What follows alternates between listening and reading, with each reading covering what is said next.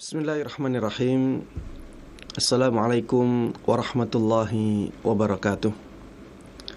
Innal hamdalillah nahmaduhu wa nasta'inuhu wa nastaghfiruh wa na'udzu billahi min shururi anfusina wa min sayyiati a'malina.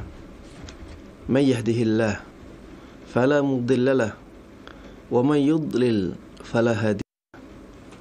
Wa asyhadu an la ilaha illallah wahdahu la syarika lah wa asyhadu anna Muhammadan abduhu wa rasuluh sallallahu alaihi wa ala alihi wa sahbihi wa man tabi'ahum bi ihsanin ila yaumil liqa'ih.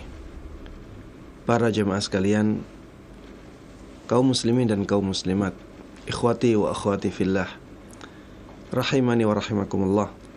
Alhamdulillah, segala puji hanya bagi Allah Subhanahu wa ta'ala yang telah memudahkan kepada kita semuanya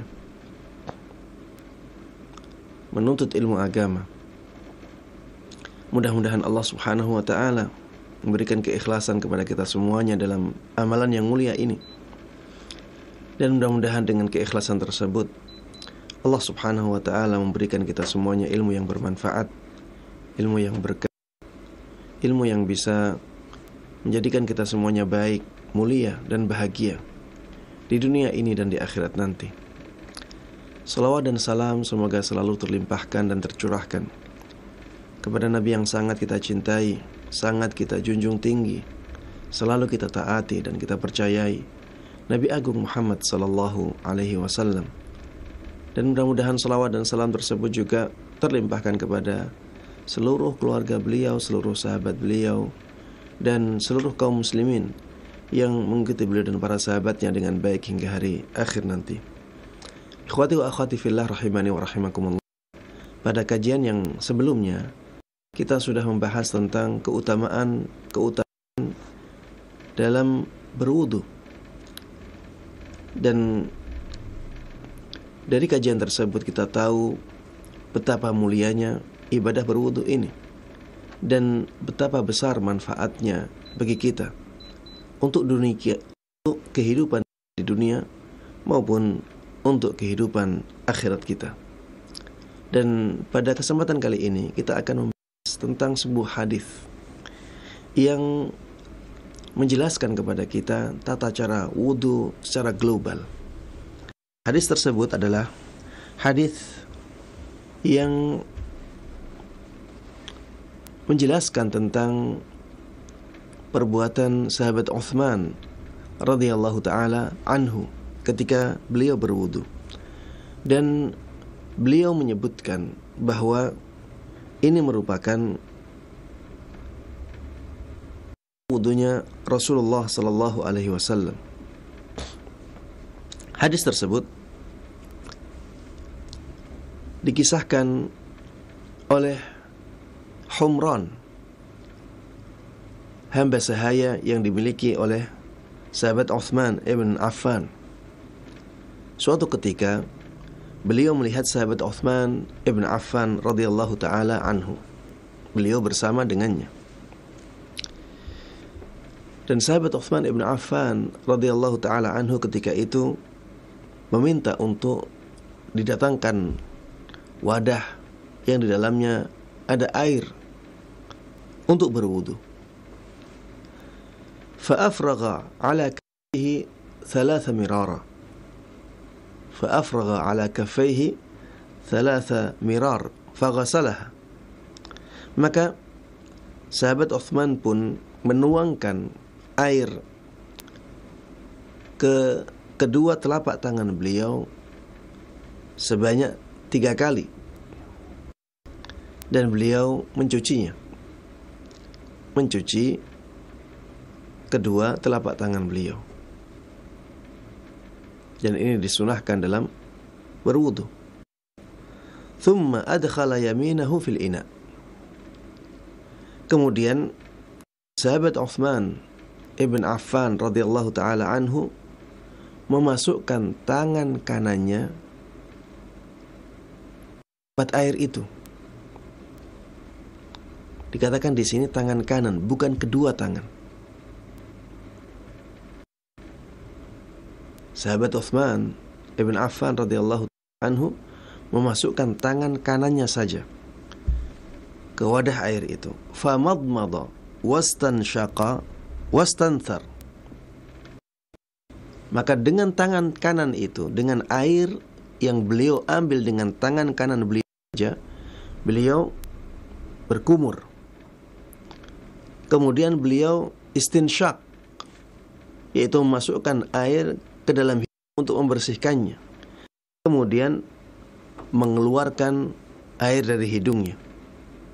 Ya, sebagaimana berkumur, air dimasukkan dalam mulut untuk membersihkan mulut, kemudian dikeluarkan.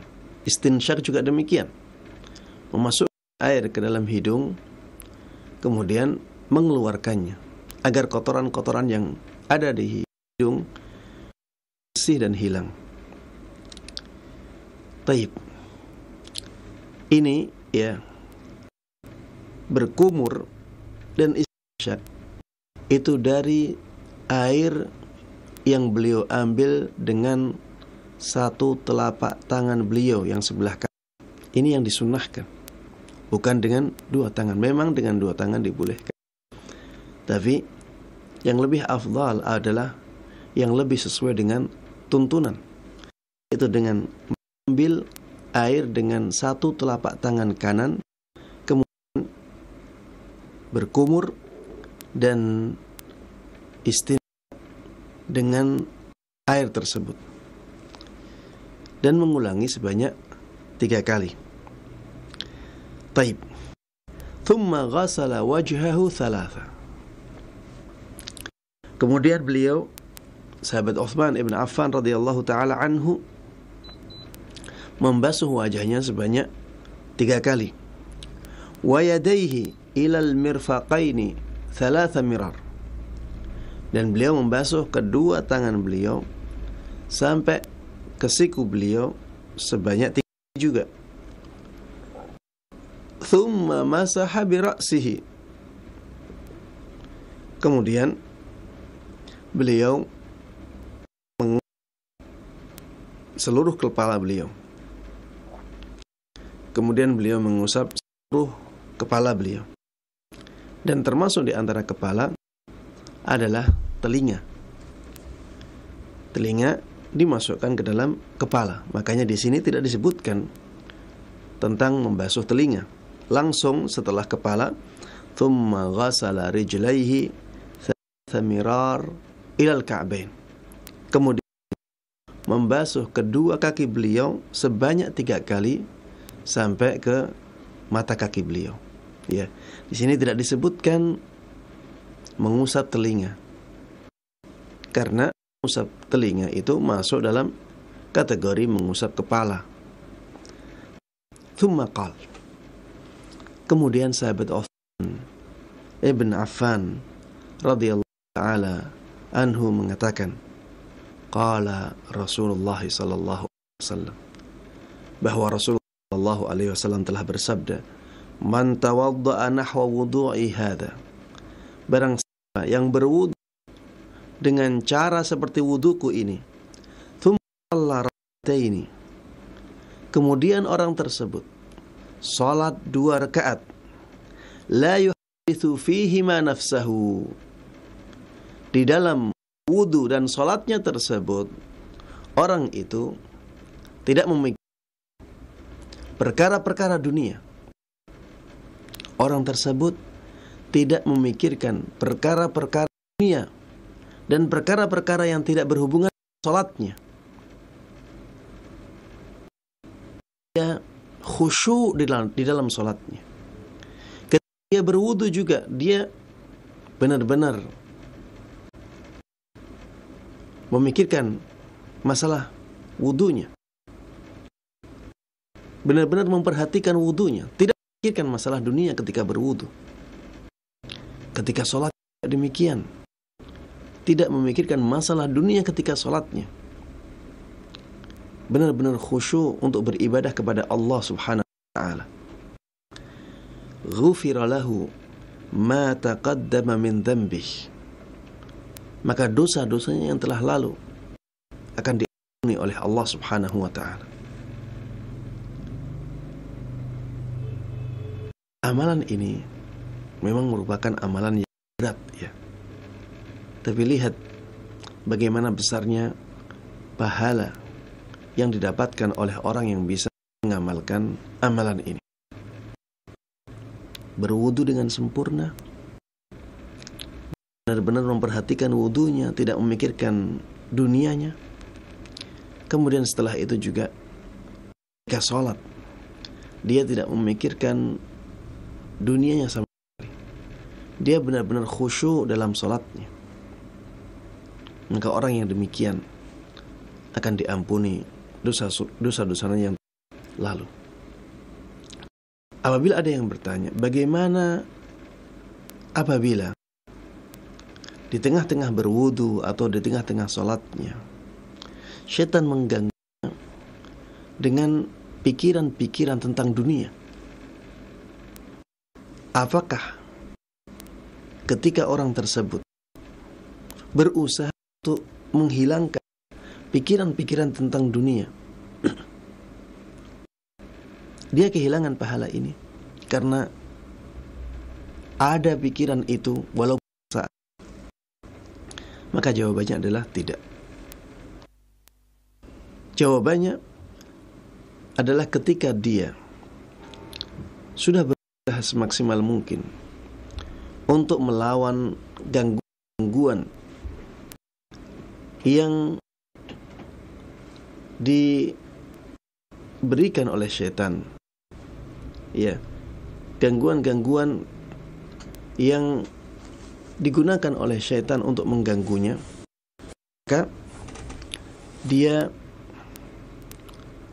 berarti telah berusaha dengan usaha yang maksimal untuk menjaga pahalanya.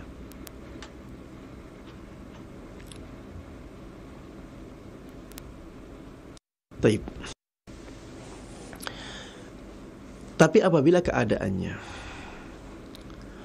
tersebut menyerah dengan godaan syaitan itu, diganggu oleh syaitan dengan masalah-masalah dunia, dia memikirkannya, akhirnya dia mengikuti gangguan itu.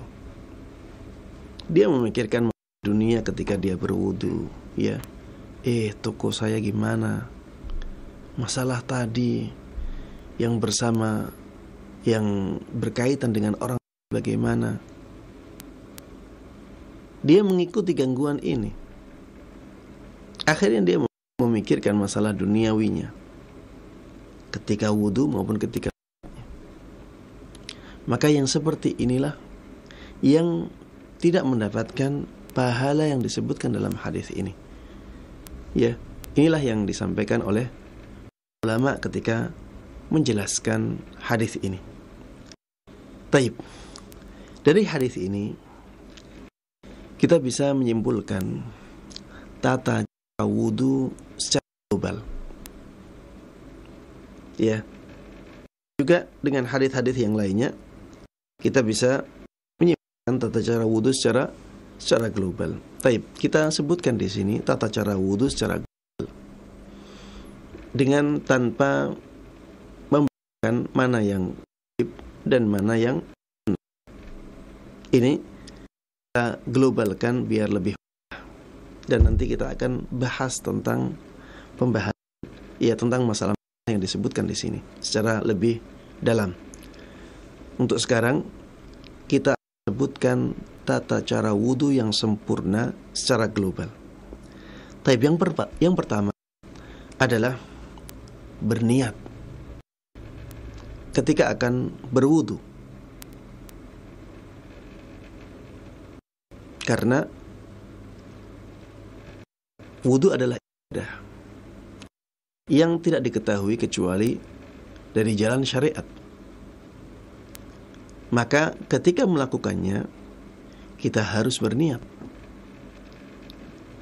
Sebagaimana disabdakan oleh Nabi kita Muhammad sallallahu alaihi wasallam, "Innamal a'malu binniyat wa innamal likulli imrin ma nawa." Semua amalan itu tergantung niatnya, dan setiap orang akan mendapatkan bagian pahalanya sesuai dengan apa yang dia niatkan. Kemudian setelah itu menyebut nama Allah Subhanahu wa ta'ala. Ya, membaca tasmiyah, bismillah. Ini yang disunahkan. Ini yang lebih sesuai dengan tuntunan. Bukan membaca basmalah, bukan membaca bismillahirrahmanirrahim, tapi kita baca tasmiyah, menyebut nama Allah dengan membaca bismillah. Ustadz, kenapa tidak kita sempurnakan saja sampai akhir? Bukankah lebih lengkap? Maka jawabannya adalah tidak. Sebaiknya tidak. Karena seperti itulah yang dituntunkan oleh Nabi kita Muhammad sallallahu alaihi wasallam. Beliau ketika berwudu membacanya bismillah, bukan bismillahirrahmanirrahim. Maka kita lakukan sesuai yang beliau tuntunkan. Taib. Kemudian setelah itu mencuci telapak tangan sebanyak 3 kali. Ya. Bismillahirrahmanirrahim. Kemudian setelah itu mencuci telapak tangan yang akan digunakan untuk membersihkan anggota badan yang lain, ya, sebanyak 3 kali. Ya, agar telapak tangan kita benar-benar bersih. Kemudian setelah itu mengambil air dengan tangan kanan. Mengambil air dengan telapak tangan kanan saja, bukan 2 tangan. Dan kebanyakan orang-orang ya berwudu ketika mengambil air ya untuk berkumur dan untuk istinsyak, memasukkan air ke hidung rata-rata ya dengan menggunakan kedua telapak tangan. Bukan berarti ini dilarang, tidak. Tapi kalau ingin yang lebih afdal, maka kita lakukan yang lebih sesuai dengan tuntunan Nabi kita Muhammad sallallahu alaihi wasallam, yaitu dengan telapak tangan kanan saja. Kita ambil air dan kita masukkan ya, dan kita jadikan air tersebut untuk berkumur dan istinsyak. Dan hal ini ya diulangi sampai 3 kali. Thumma, untuk yang selanjutnya yaitu istinthar, mengeluarkan air dari hidung dengan tangan kiri. Jadi tadi memasukkan airnya dengan tangan kanan, mengeluarkan airnya dengan tangan kiri. Ya, bukan berarti dimasukkan ke dalam hidung ya, tapi dengan memegang hidung untuk mengeluarkan air dari hidungnya. Taib. Dan berkumur dan istinsyak kemudian istinthar ini dilakukan sebanyak 3 kali. Setelah itu membasuh wajahnya sebanyak 3 kali. Apabila ada jenggot ya, maka jenggotnya disela-selai dengan tangannya. Ya, tangannya dimasukkan ke sela-sela jenggotnya. Kemudian setelah itu membasuh kedua tangan sampai ke siku sebanyak 3 kali dengan mendahulukan tangan kanan sebelum tangan kiri. Jadi tangan kanan dibasuh dulu sebanyak 3 kali dengan menyela-nyelai tempat yang berada di antara jari jemari. Ini dilakukan sebanyak 3 kali, ya. Jadi tangan kanan dulu sebanyak 3 kali, kemudian tangan kiri sebanyak 3 kali. Taib, setelah itu mengusap semua kepala, mulai dari depan, kemudian ke belakang, kemudian setelah itu ke depan lagi. Ya, jadi tangan dibasahi dengan air. Kemudian setelah itu mengusap kepala dari depan ke belakang. Ya. Kemudian dari belakang ke depan. Taib. Kemudian dengan air yang sama, ya, tanpa mengambil air lagi, mengusap kedua telinganya. Taib. Apabila dia mengambil air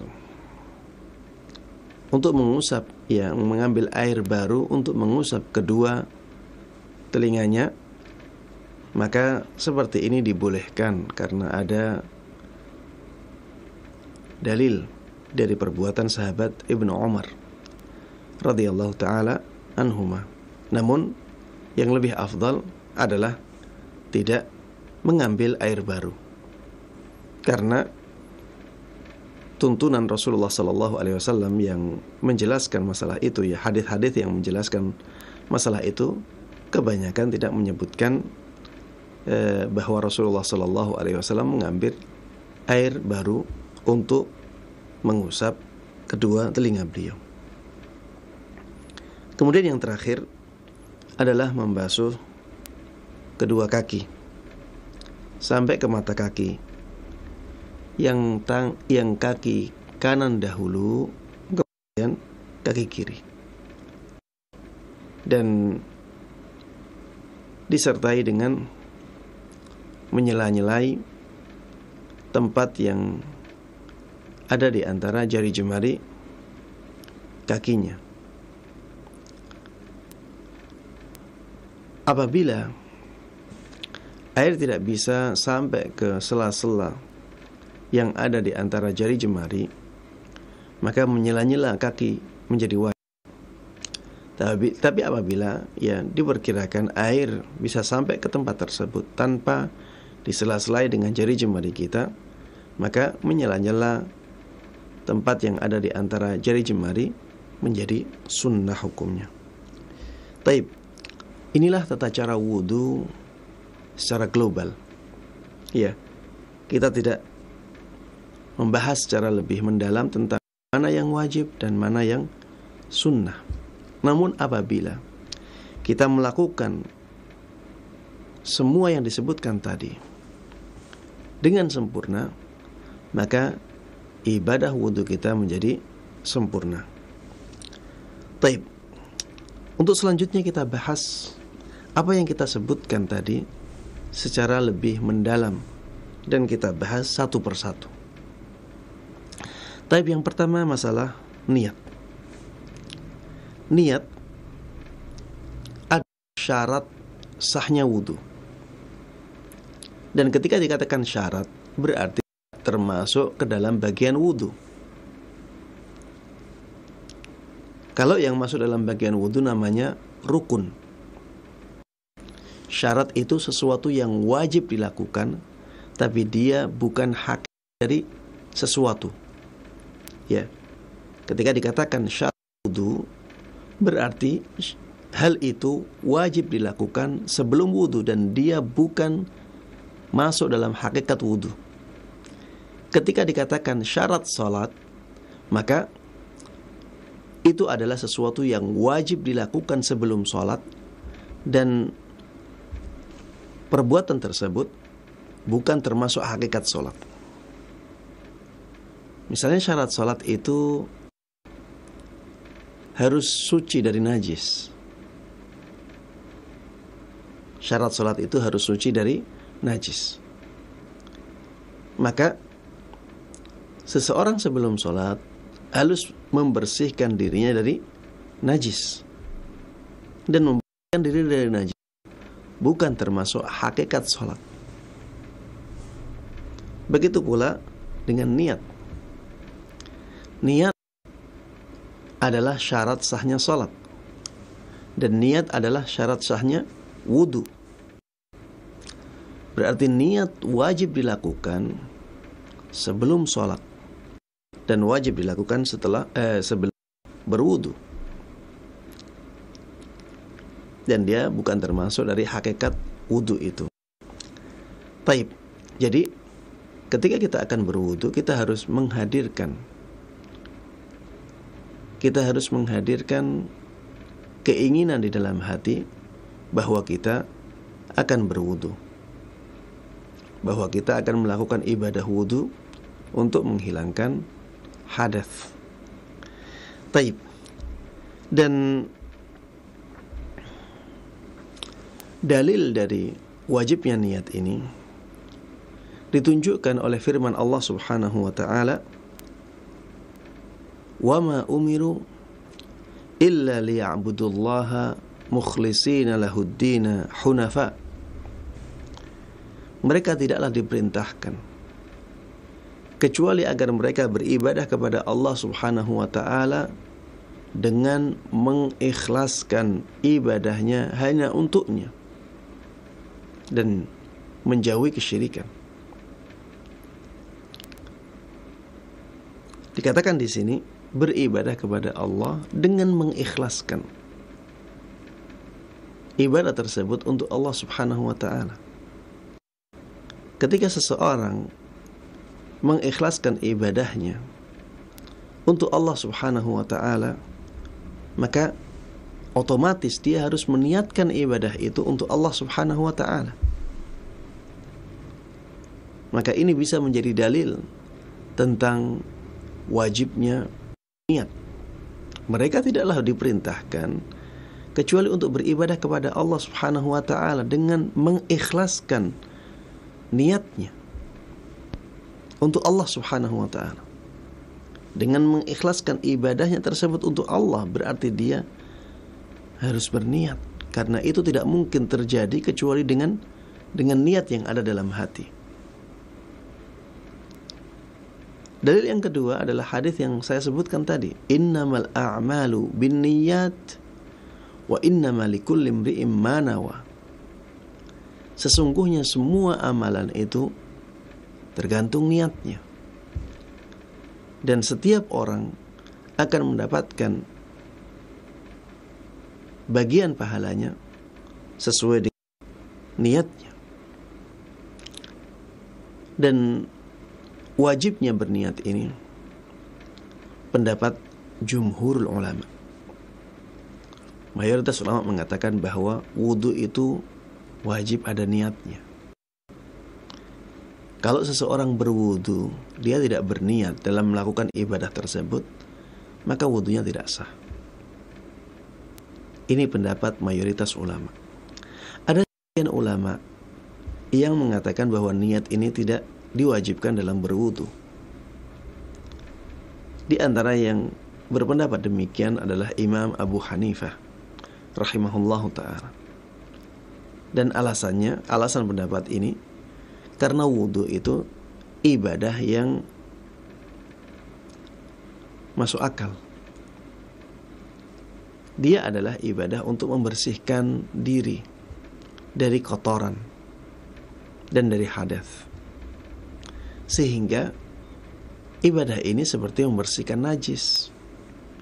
Orang kalau membersihkan najis tanpa niat pun, najis tersebut bisa tempat tersebut yang ada najisnya bisa bersih.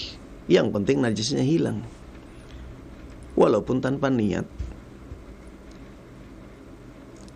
Dan wudu itu seperti membersihkan najis ini.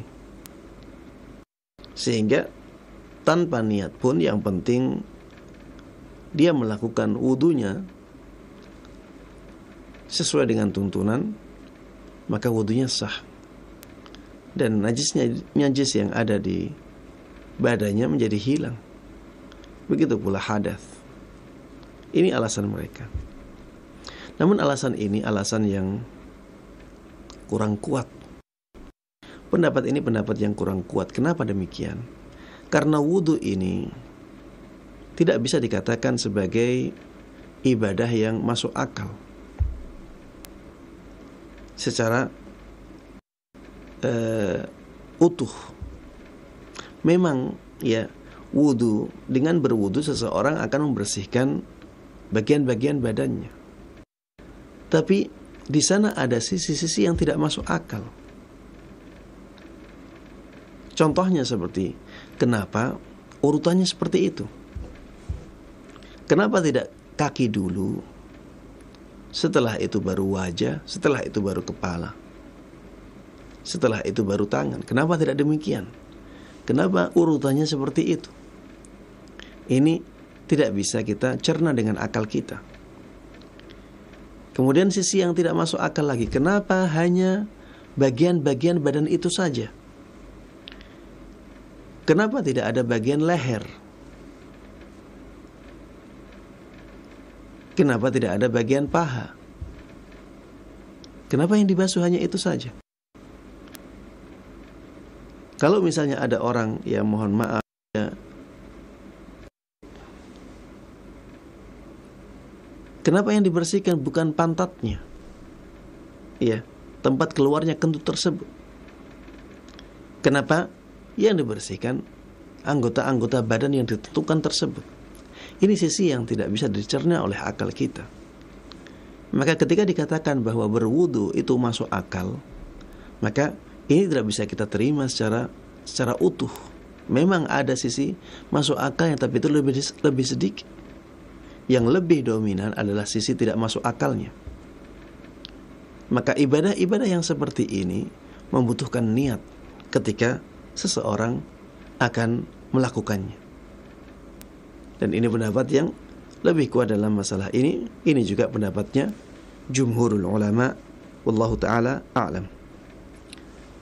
Kemudian pembahasan yang selanjutnya yang penting untuk kita ketahui adalah bahwa niat itu tempatnya di hati.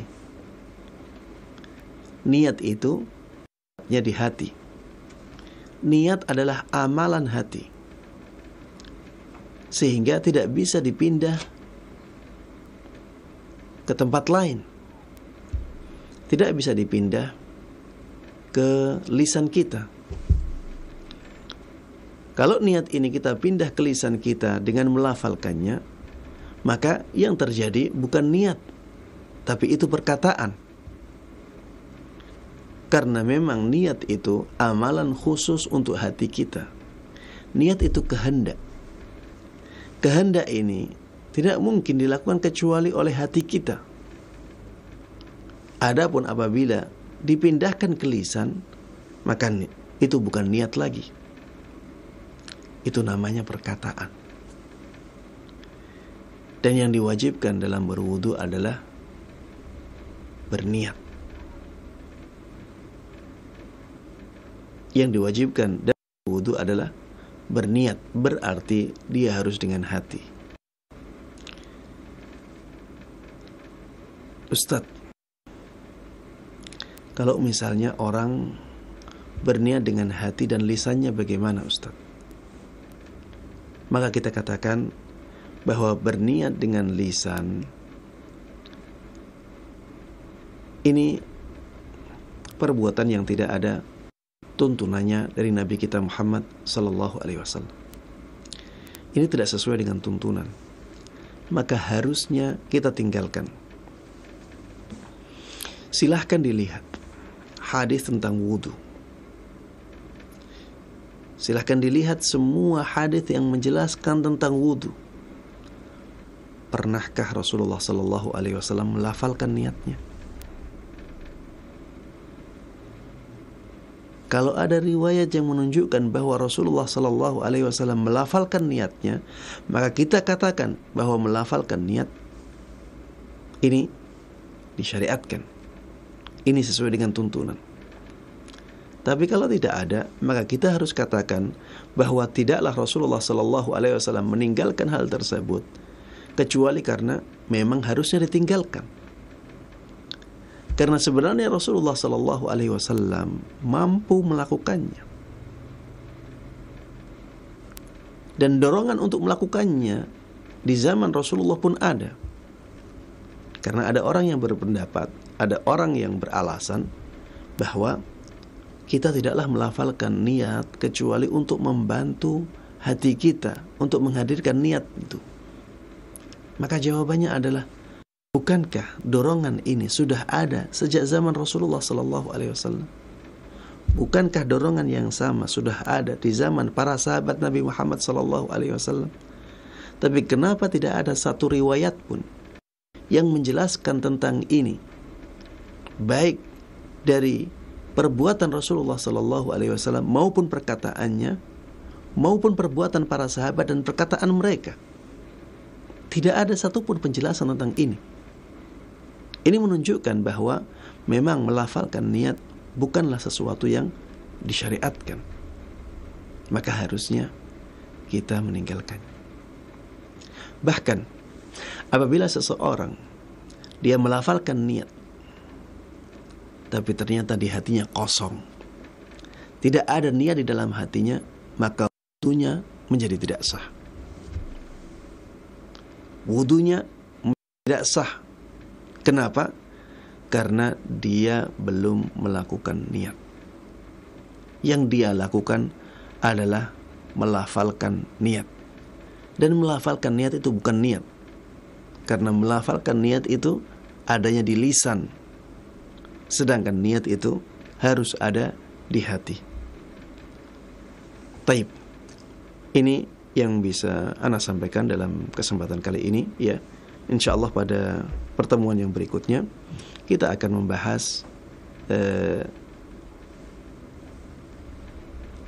amalan-amalan lain yang dilakukan ketika berwudu, ya, tentang membaca basmalah, ya, apa hukumnya, tentang mencuci kedua telapak tangan, apa hukumnya, dan amalan-amalan yang lain yang membentuk wudu kita secara lebih dan